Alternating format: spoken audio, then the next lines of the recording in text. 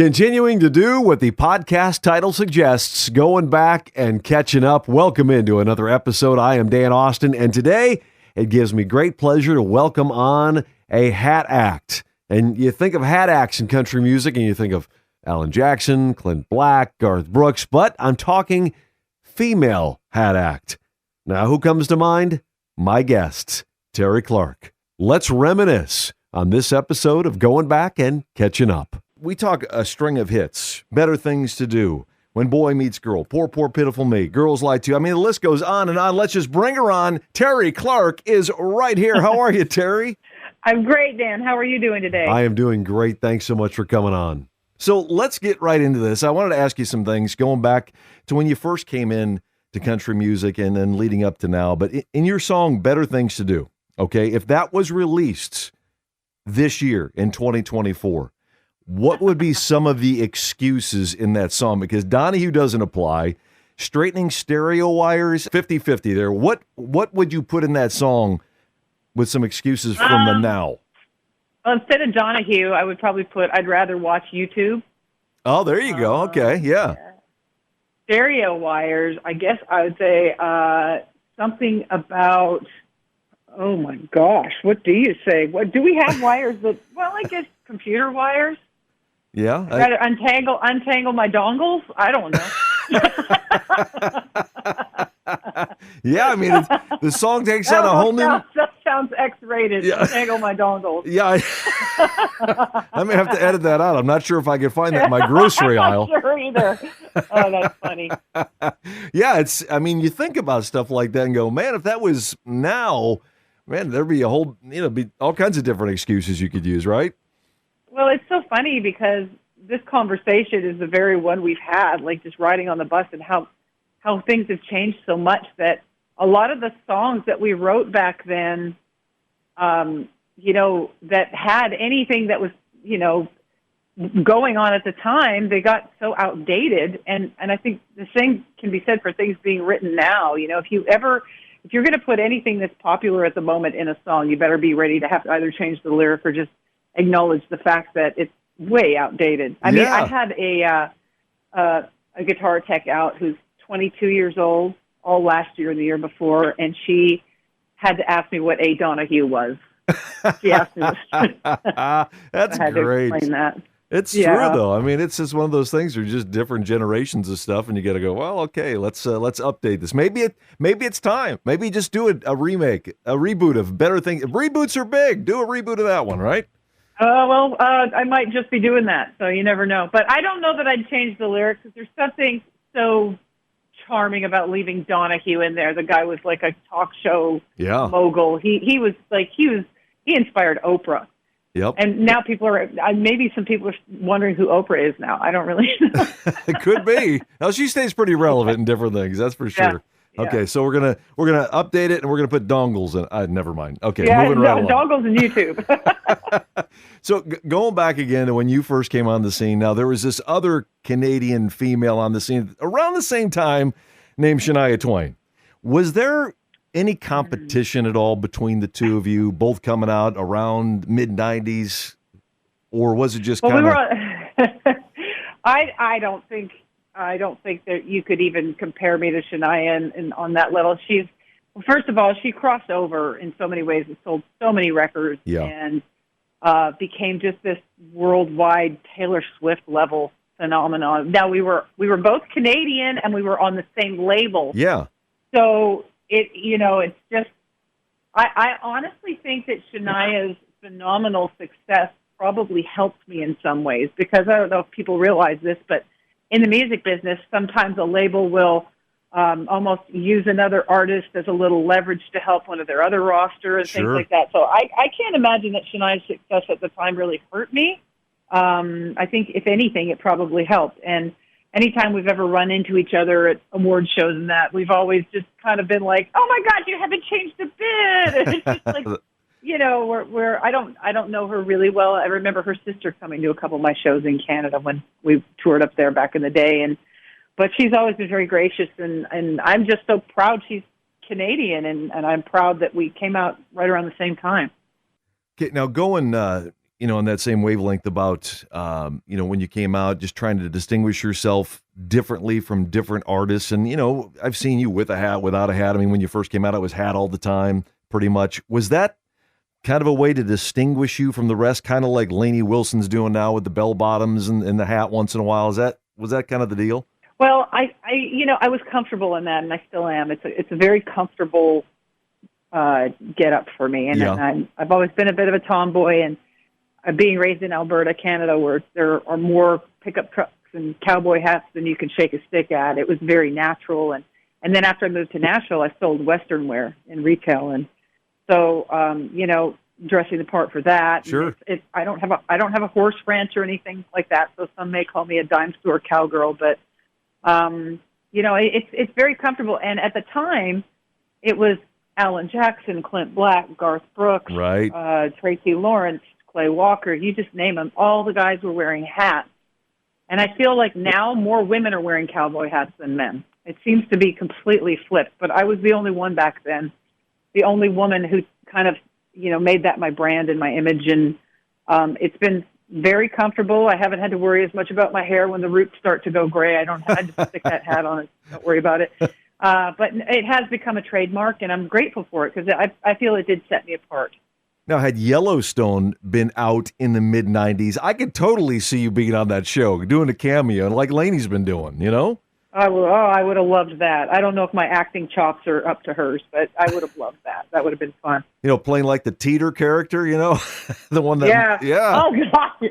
Teeter, she wants her bear. I want my bar. I'm not going to put the words before what she said when she said I want my bar, but I swear to God, that character, she's Michael Landon's daughter? Yes. Did you know that? I didn't until Crazy. After I got into the show and I saw the name, I'm going, wait a minute, that can't be Michael Landon. Yeah. Crazy. She's amazing though. I love her character in that. She just makes me laugh. First, I have to figure out what she's trying to say, and then once I realize it, she's amazing. The bar, yeah, I love that scene. That's great. Yeah. Terri Clark is my special guest. You had a big hit with Poor, Poor, Pitiful Me, originally done by Warren Zevon, then Linda Ronstadt did it. Now, just recently, obviously, I'm sure you saw Luke Combs and Tracy Chapman redo that on, I can't remember what award show, but there was a lot of rumors going around. This is going to finally happen. Do you wish that you ever had a chance to do that, or did you do it and I just missed it somewhere along the line with Linda? Because I didn't think you did, but did you? I might have done it, but I haven't been able to talk about it yet. So let's just keep it vague right now. Oh, okay. I'm not allowed. There's some news coming out in a little bit, but I'm not allowed to really get into detail about any of it. But I've been working on some stuff this year and some fun stuff.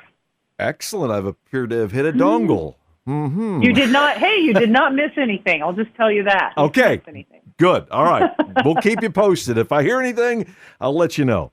All right. So I saw a post a couple of weeks ago when Toby Keith passed away, and I know you were pretty tight with him when he first came out. It was just really touching to see that picture of you. I mean, he touched so many people in this format.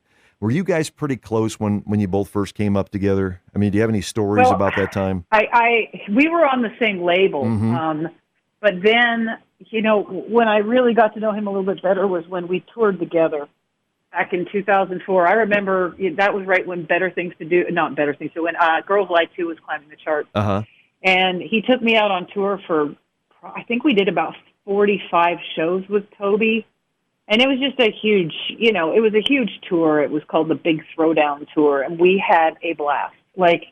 That's probably the most fun I've ever had on a tour. And no offense to Reba, because we had a blast with her last year. But the Toby tour, it was like apples and oranges, just a different thing. But there were plenty of after show parties on Toby's bus with everybody dancing and one person sitting at the computer playing tracks and at full blast, and lots of great conversations with Toby. And I picked his brain about a lot of industry stuff, and he was always so forthcoming with just advice and information, and like a big brother, so respectful, and just watched his show every single night. It was so great. And I just, he just had a big heart. He was always willing to listen. And I think he was misunderstood by a lot of people who didn't really know him. And with anybody who stands their ground and doesn't back down and does things the way they want to do them, I think that's always, ever present. Absolutely. Well, thanks for giving us a little insight into, your time with Toby, because that picture was like, wow, when I saw that going, man, I bet there's some stories there for sure. Oh, I think I had a big old wad of dip in my mouth in that picture. I'll have to look at that more. I did. I'll have to look at that more closely now. Terri Clark. We used to steal dip from each other. I don't do that anymore, but back in the day, once in a while, I did. Oh, I don't recommend it, children. That's good. Look at that. We're covering all the bases here. Terri Clark is with me. I've got a 3-part question for you. Are you ready? This is like Donahue stuff here, okay? Okay. What is your own favorite song? If you had to pick just one of your tunes, which would you say is your favorite? It would probably be something that wasn't a hit, to be quite honest. It's a song called Smile that I wrote for and about my relationship with my mother, who passed away in 2010 from cancer, and she was only 60 when she passed away. And this song is on an album called Roots and Wings that came out in 2012, and it was released, basically licensed across Canada at the time, and some singles were released off that album. But you can obviously hear it anywhere now. But that is my favorite song of mine because it means so much to me, and I wrote it, and it's about my relationship with my mom. And I know that there have been several people over the years that have come up to me and said they played it at a funeral, or that it really, really touched them as well. And that's what music is really all about. Absolutely. Well, I'm sorry for the passing of your mom, and cancer is an awful thing. So my condolences for sure. Yeah. All right, moving right along. The second part of the 3-part question, what is your all-time favorite country song? If you could pick just one. If I had to pick one, it would probably be Everything That Glitters by Dan Seals, written by Bob McDill. And my other one is Good Old Boys Like Me, written by Bob McDill, recorded by Don Williams. So those are the top. So I'm obviously a big Bob McDill fan. Yeah. Songwriter. They don't get any better than that. Those are 2 great ones. All right, the final question of this 3-part question. What's your favorite song of all time of any genre of music? Oh, my gosh. I know. Wow, you're really, you're really, oh, gosh, it might be a Beatles song. It might be like Eleanor Rigby, maybe. Oh, wow, yeah. Or Hey Jude. Oh, God, I've never been asked that question, my favorite song of all time. There's too much good music to pick just one. There's a ton. It's too much. When you said Beatles, I got excited because my favorite Beatles song has Come Together. I love that song. I will turn that thing all the way up, break the knob off kind of thing, But they changed the face of music, that group. For sure.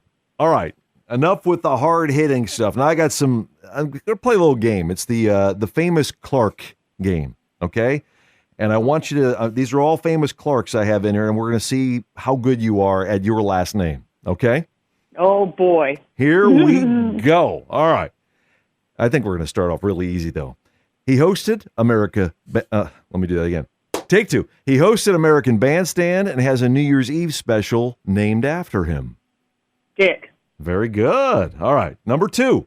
The last name of the movie Clark that wanted the perfect Christmas with his family. Griswold. Very good. 2 for 2, Terri. All right. Lewis and Clark were famous explorers. What was Clark's first name? Oh, you might have gotten me. This is a tough one. I don't know if many people know this. I mean, a lot of people know Lewis and Clark, but... Yeah, I don't know. I feel like a dum-dum. It is William. William, okay. So there you go. Good question, though. Yeah. All right. And finally, female college basketball player from Iowa. Caitlin. Whoa! You said that like you're related, Terri. Well, no, we're not related, but I love people from Iowa, and I watched that game was on the TV, and it was a really cool moment when she made that game changing point. So that was really cool. Very good, Caitlin Clark. Terri goes 3 for 4. Yes, that Clark name you did not shame it. I will tell you that. So nice job. Yay! Thanks again for spending some time with me. I do appreciate it, and I'll be waiting. We'll all be waiting for whatever the secret news is about whatever it might be. All right. Well, thank you, Dan. I appreciate it. You have a great one. See you guys soon.